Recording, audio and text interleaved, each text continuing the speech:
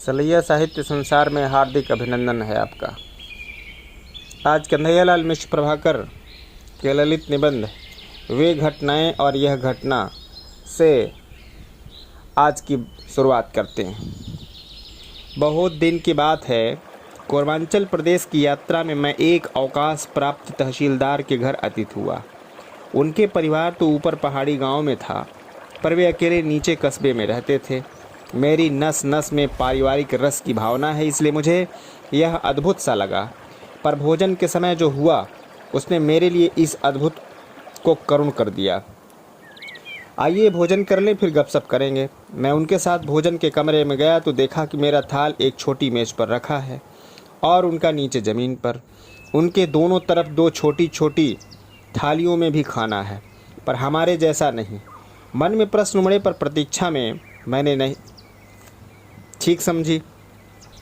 अपने आसन पर बैठते ही तहसीलदार ने जोर से पुकारा, पार्टनर कम ऑन। मैंने देखा झपटा दुम हिलाता एक सुंदर कुत्ता आकर उनके दाएं हाथ पे बैठ गया। उन्होंने दूसरी पुकार दी, कॉमरेड कम ऑन। मैंने देखा अपने में सिमटा सा एक शिकारी कुत्ता आकर उनके बाएं हाथ पर बैठ गया, और जो ही तहसीलदार ने खाना शुरू किया वे दोनों भी खाने लगे। मेरे मन में इस संबंध में भावना की कुछ काली गोरी भली बुरी रेखाएं खींची, पर उनके चित्र न बना पाया। रात को गपशप में जब हम अधिक परिचित हो गए तो भीतर की रेखाएं जरा उभर आईं। तहसीलदार साहब, आपके ये पार्टनर और कामरेड तो खूब हैं। हंसी में आरंभ हुई यह बात कुछ पलों में ही वेदना में डूब गई, जब उन्होंने कहा कि भाई साहब, मेरी देह पर जितने रोम हैं मनुष्यों के विश्वासघातों से हुए, उतने ही घाव मेरे मन पर हैं। ये कुत्ते हैं, खाते हैं, पीते हैं, पर कम से कम विश्वासघात तो नहीं करते। यह सुनकर मैं इतना स्तब्ध हो गया कि कुछ घड़ियों तक उनकी ओर न देख सका।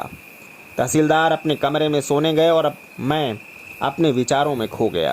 ओह, क्या सचमुच मानव के लिए मानव अविश्वसनीय है। यह बूढ़ा आदमी घर से दूर यहाँ रहता है और समाज में हर तरह साधन संपन्न होकर के भी इतना दीन कि कुत्तों से भी अपनी सामाजिकता की प्यास बुझाता है। जाने कितनी घटनाएं हैं, कितना कड़वा विष इस मानव के मन की परिध को घेर कर बैठ गया है। यह जिधर देखता है विष ही विष है, तो क्या मनुष्य में देवत्व कवियों की कल्पना ही है? असल में वह शुद्ध शैतान है, सबके लिए खतरनाक और अविश्वसनीय है। ओह, तब यह तो मानव में विश्वास की देव भावना है। यह एक मृग तृष्णा ही है और कुछ नहीं, बस और कुछ भी नहीं। मुझे लगा कि मैं कांटों में से घिर गया। यह अनुभूति इतनी उग्र थी, मैं अपने पलंग पर उठ बैठा। चांदनी रात, खुली खिड़की और शांत पहाड़, मैं वहाँ हूँ और नहीं भी। खिड़की पर कोहनियाँ टेके मैं बैठा हूँ। मेरे सिर पर ठंडी चांदनी है, घरों सड़कों पर्वतों पर चांदनी है। मैं उसे देख रहा हूँ, पर क्या सचमुच मैं उसे देख रहा हूँ? मैं तो असल में इस समय अपने भीतर देख रहा हूँ। जरा बिखरे पड़े हैं मेरे जीवन के कई पन्ने, जिन पर लिखी हैं कई बीती घटनाएं, और वे कह रही हैं कि मुझसे कि यह देवत्व तेरे मन का भूत है और कुछ नहीं। अरे, और तो कुछ भी नहीं। एक गरीब मुसलमान साथी मेरे पास आया और मन पर बोझ इतना कि कुछ भी कहने से पहले रो पड़ा। बात यह हुई कि उसके लड़के की शादी पर उसके पास कुछ नहीं। भाई ने सब कुछ करने का भरोसा दे रखा। किसी बात पर नाराज हो वह हट गया। विवाह सिर पर और बहू के लिए जोड़ा नहीं। बिरादरी में नाक कटने का सवाल, क्या करे बेचारा।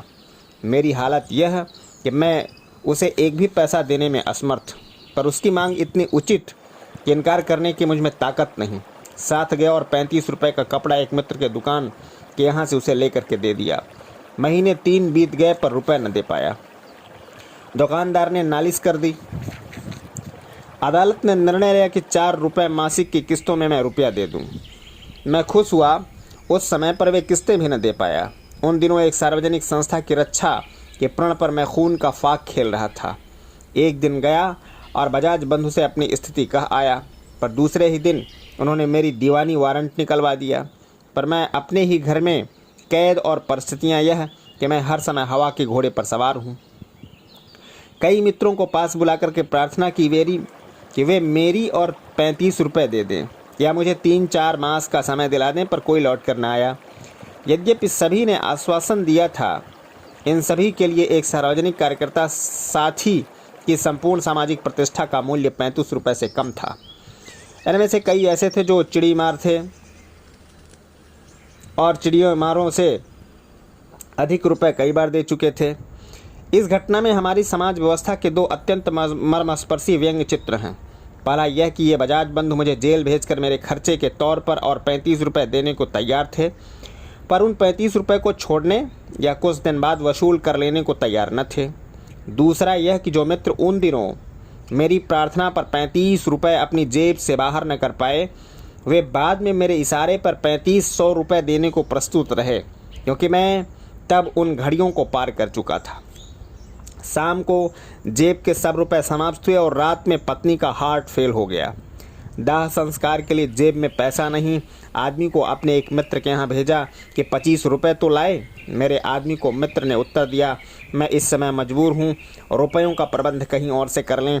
ये मित्र रईस, बैंकर, मजिस्ट्रेट, जमींदार और देशभक्त, और वह पत्नी जो अब एक शव के रूप में पृथ्वी पर सो रही है, इनकी प्रतिष्ठा के लिए एक दिन कचहरी में झूठी गवाही दे आई। पत्नी की चिंता का प्रबंध तो हो गया, पर मुझे लगा कि हम मनुष्यता की चिता का ही प्रबंध कर रहे हैं। बस एक ही रास्ता है पंडित जी कि आपके जामीन से उस दिन गैर हाजिर रहें। एक राष्ट्रीय संस्था की संपत्ति को एक साहूकार ने नीलाम कराने के लिए कुरक करा कर रखा था, और इसी संस्था के एक वैतनिक कार्यकर्ता इस कुर्की के जामीन माने सुपुर्दीगार थे। नीलाम की तारीख आ गई थी, पर रुपयों का अभी प्रबंध न था। ये जामीन महोदय मेरे उस समय के शिष्य थे जब मैं अध्यापक था और आज के कर्मचारी थे। जब मैं संस्था का संचालक किसी भी आर्थिक कारण से नहीं, सार्वजनिक सेवा की उग्र भावना का शिकार होकर ही उन्हें गैर हाजिर करना एक साधारण बात थी। इसलिए जब वकील ने उनकी गैर हाजिरी को ही एक रास्ता बताया तो मुझे लगा कि यह रास्ता काफ़ी चौड़ा भी है और सरल भी। मैंने कागजी तौर पर उन्हें संस्था से छुट्टी दे दी और उनके गांव के पास वाले अस्पताल में डॉक्टर से मिलकर उन्हें बीमार लिखवा दिया। बिना वहां गए ही 1 सप्ताह पहले ही उनकी हाजिरी बीमारों में लिखी जाती और दवा बनती। कचहरी के चपरासी से मिलकर नीलाम की सूचना पर लिखा दिया कि जामीन छुट्टी पर है और उसका कोई पता नहीं चलता। अब वे कानूनी तौर पर सुरक्षित थे और अब मैं निश्चिंत था। पर नीलाम से पहले रात में ठीक 12:30 बजे वे मेरे पास आए, यह सूचना देने कि वे कल गैर हाजिर न होंगे और यहीं रहेंगे। यह सूचना 12 घंटे बाद संस्था के सर्वनाश की घोषणा थी। इसका स्पष्ट अर्थ था कि वे साहूकार से मिल गए थे और कल ही संस्था के कर्मचारी से स्वामी हो जाने का स्वप्न उनकी आंखों में था। एक साथ वे मेरी गुरु दक्षिणा और संस्था के सद्भाव का प्रतिदान देने को प्रस्तुत थे। खेद है कि दूसरे दिन सब कुछ करके भी वे सफल न हुए, पर सुना है शैतान ने उस दिन स्वर्ग में अपनी विजय घोषणा करके देवताओं को दहला दिया था। सड़कों, घरों और पहाड़ों पर चांदनी फैली हुई है और मैं खिड़की पर कोहनियाँ टेक बाहर की ओर देख रहा हूँ, पर दिख कुछ नहीं रहा है। देखने वाला ही कहीं और है तो देखिएगा क्या। मैं जीवन के पुराने पन्ने पढ़ रहा हूँ। ये पन्ने इतने कड़वे हैं कि चांदनी भी कड़वी हो गई है। मैं तो सोच रहा हूँ कि कौन है यहाँ अपना, कोई नहीं है। तो क्या हम तहसीलदार की तरह कुत्तों को अपना साथी बनाएं? अनुभूत की कड़वाहट से मेरा रोम रोम कड़वा हो चला और मैं अपने से पूछ रहा हूँ, आखिर इन घड़ियों में ज़रूरत ही क्या है कि हम जिएं? जिनके साथ हम जीते हैं जब वे ही विश्वसनीय नहीं रहे तो जीवन का सुख क्या? तब जीवन धन कहाँ है कि हम उसे संजो कर रखें? तब तो जीवन एक जहर है जिसे हम जब भी नष्ट कर दें तभी ठीक है। मुझे लगा कि सामने की पहाड़ खड़ा है जूलियस सीजर। एक दिन उससे किसी ने कहा कि अमुक अशुभ दिन आ रहा है। उसने कहा हिस्त। इस दिन ही शब्द में उसके आत्मविश्वास की आदमकद मूर्ति है। फिर एक दिन उससे कहा गया आज वही अशुभ दिन है। सीजर ने सिर्फ उसकी ओर तिरछी आंख से देख भर लिया, ओह यह तिरछी आंख। उसी दिन वह अपनी पार्लियामेंट की ओर चला तो किसी ने उसके हाथ में पर्चा दिया। बिना पढ़े ही उसने उसे जेब में डाल लिया। इस पर्चे में उसके वध के लिए रचे गए षड्यंत्र की सूचना थी। वह पार्लियामेंट में पहुंचा कि लोग उस पर चारों ओर से टूट पड़े, पर सीजर के लिए यह खेल था। उसने किसी की तलवार छीन ली और खेलने लगा। तभी उस पर किसी ने पीछे से वार किया। मुड़कर जो सीजर ने देखा तो उसका पुराना मित्र ब्रूटस एक हाय की तरह सीजर के मुंह से निकला, ओ ब्रूटस तुम भी। तभी उसने कंधों को जमीन पर लटकते शाही चोंगों से दाएं और झटक से अपने सिर पर लपेट लिया और धम्म से वह जमीन पर गिर पड़ा। ठीक है, जब मित्र ब्रूटस भी षड्यंत्र में शामिल है तो सीजर क्यों लड़े? लड़ने का अर्थ है जीवन, और जीवन की अब ज़रूरत ही क्या है? मेरा मन हुआ कि सीजर की तरह ही मैं इस खिड़की से नीचे गिर पड़ूं। ठीक तो है, जब वे अपने नहीं जिनके उद्धार के लिए अपनी जवानी धूल में मिला दी और बच्चों को भूखा मारा, जब वह अपना नहीं जिसके लिए जीवन भर से संचित पुण्य की ढेरों में अपने हाथों आग लगा दी, और जब वह अपना नहीं जिसे पढ़ाया लिखाया और प्यार से अपने पास रखा, जो जी कर मैं चिंता क्या करूं। मन इतना थक गया कि खिड़की से पलंग पर आ गिरा। जब मैं जाग रहा था पर गहरी नींद से भी अधिक निश्चेष्ट, सब इंद्रियों पर शून्यता का पर्दा सा पड़ा गया था। अचानक एक फुरहरी सी आई और जीवन का एक पुराना पन्ना आंखों के सामने खुल गया, जैसे टेलीफोन एक्सचेंज 32 नंबर की जगह 62 नंबर दे दे। उसी राष्ट्रीय संस्था के नीलाम की तारीख थी उस दिन भी। कई साहूकार उस पर आक्रमण कर रहे थे। कभी कोई चढ़ता तो कभी कोई। परंपरा यह थी कि नीलाम की तारीख से एक दिन पहले कर्ज का एक ही अंश दाखिल कर अदालत के कुछ दिन में मोहलत मिल जाती।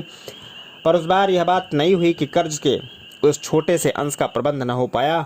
ओह, कितने हाथ पैर मारे मैंने इसके लिए। नियत तारीख से पहले संध्या को मैं पूरी तरह निराश हो गया था कि अब रुपया नहीं जुटा सकता, और इसका अर्थ था जिस नीलाम को मैं 2 सालों से टाल रहा हूँ, कल उसकी भेंट करनी ही पड़ेगी। नीलाम के बाद भी मैं रुपया देकर उसे वापस ले सकता था, पर तब मेरे पैरों में यह ताकत ही कहाँ रहेगी कि मैं शहर की सड़कों पर घूम सकूं। मेरे घबराहट की दवा है प्रार्थना। उठकर मंदिर में गया और लौटा तो मन शांत था। अब मेरी यह दशा थी, भगवान की यही यदि इच्छा है तो दुनिया एक बार डोंडी सुन ले तो उसे तू कौन है कि रोके। और तब मैंने अपने से कहा कि मेरे भगवान की इच्छा पूर्ण हो। रात में पूरी नींद आई। सुबह उठकर नहाया, प्रार्थना की, दफ्तर में आ बैठा। सब कर्मचारी मेरे दृढ़ता पर स्तब्ध थे। नीलाम का समय हो गया, 12 बज गए। अब आ रहा होगा तांगा, जिसमें पीछे की तरफ से होंगे अमीन साहब और साहूकार का कारिंदा, और आगे की तरफ अमीन का चपरासी और साहूकार का चौकीदार। वे आकर खड़े होंगे, भीड़ जुट जाएगी और नीलाम की बोलियां आरंभ होगी। कितने रुपए देने हैं इस साहूकार के? 680 रुपये। जिस संस्था ने देश में जागृति फैलाने के अपराध में विदेशी सरकार से त्रास सहा, देश के एक लखपति की दृष्टि में मैं उसका इतना भी मूल्य नहीं कि अपने 680 रुपये की वसूली 1 साल के लिए रोक दे। यह प्रश्न आज की समाज व्यवस्था पर कितनी तेज रोशनी है। 1 का घंटा बजा पर तांगा नहीं आया। 5 बजे तक कभी भी आ सकता है। मैं अपने काम में जुटा हूँ और कर्मचारी मुझे घूर रहे हैं। 1-2 ने चाहा यदि यह दुर्भाग्य सिर पर आ ही गया तो मैं भी यहाँ से हट जाऊँ। उनकी करुणा का तकाजा था कि मैं अपना सर्वनाश अपनी आँखों में न देखूं, पर मैं अपनी जगह था और मुझे अपनी ही जगह रहना था। कर्मचारी आज भी काम पर थे, पर काम उनसे हो न रहा था। उनकी सबसे बड़ी परेशानी मैं था। वे 2 साल से एक धुन के लिए अपने को झोंक देने की मेरी पागल भावुकता को देखते आ रहे थे। उन्हें आज का नीलाम मेरी आत्महत्या का प्राकथन दिख रहा था। 4 बज गए। मैंने चपरासी को पैसे दिए कि 8-10 पान ले आए और पत्नी से कहलाया कि चाय का पानी रख दे। अब तांगा आने में देरी ही कितनी थी। पान आ गए, चाय तैयार हो गई और 5 बज गए, पर तांगा नहीं आया। घड़ी शायद गलत है, पर बैंक की घड़ी में भी 5 बज गए। तो फिर कर्मचारियों के चेहरे पर न खुशी न रंज, वे साक्षात एक प्रश्न चिन्ह। वे 10-12 प्रश्न चिन्ह मेरे सामने, पर मैं स्वयं एक प्रश्न चिन्ह। आखिर यह हुआ क्या? 10-12 मिनट और निकल गए, तांगा अभी भी नहीं आ सकता। मेरे रोम रोम पर गंभीरता छा गई। पत्नी ने हम सबको चाय पिलाई, पान दिए। दफ्तर की छुट्टी हुई। कल रविवार है, परसों होगा जो होना है, पर आज यह क्या हुआ? डायरी देखो, नीलाम की तारीख तो आज ही है। उठकर अपने वकील के घर गया, पर वे किसी बारात में चले गए थे। अमीन के यहाँ पहुँचा तो और भी उलझ गया। उन्होंने कहा, कचहरी से 11 बजे दस्ती परवाना आ गया था कि नीलामी मुलतवी कर दिया गया है, और यह और भी बड़ा प्रश्न चिन्ह है कि नीलाम किसने मुलतवी कराया और बिना रुपए जमा किए वह हो कैसे गया। नीलाम मुलतवी कैसे हो गया अमीन साहब? मैंने पूछा तो बोले, अरे साहब, आपने 50 रुपये जो दाखिल किए थे, मैं गारे से निकला तो चबच्चे में धंस गया। मैंने कब दिए थे 50 रुपये दाखिल? बांस बेकार थी, घर चला गया। अब मैं बेचैन था, बेचैन यानी उत्सुक। रात भर अजीब अजीब सपने दिखे और रविवार को किसी काम में जीने लगा। सोमवार को कचहरी पहुंचा तो एक अजीब बात की हर एक अहलकार हंसकर पूछता है, कहिए कल आपका नीलाम हो गया? सबके चेहरों पर वही हंसी और सबका यही सवाल। जाला हर एक बुन रहा है पर रास्ता कोई नहीं देता। अंत में यह तुरुप खुली, जब आप कल सुबह की मोहलत लेने नहीं आए तो हमने समझा कि आप भूल गए या फिर आप यहाँ हैं ही नहीं। हम जानते हैं बिना स्वार्थ आप इस संस्था को बचाने में खप रहे हैं।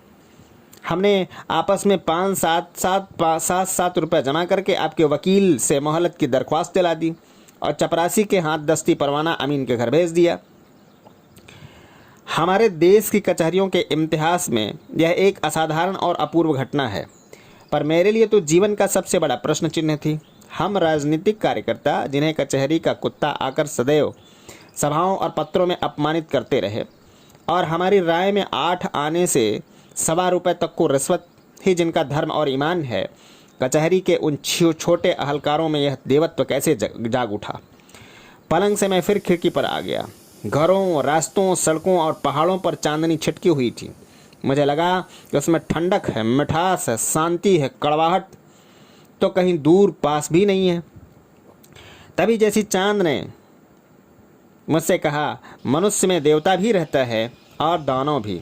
देवता की प्राण प्रतिष्ठा और दानों का दलन करने के लिए संघर्ष करना ही मानव जीवन है। चांद हंस रहा था, मैं भी हंस पड़ा।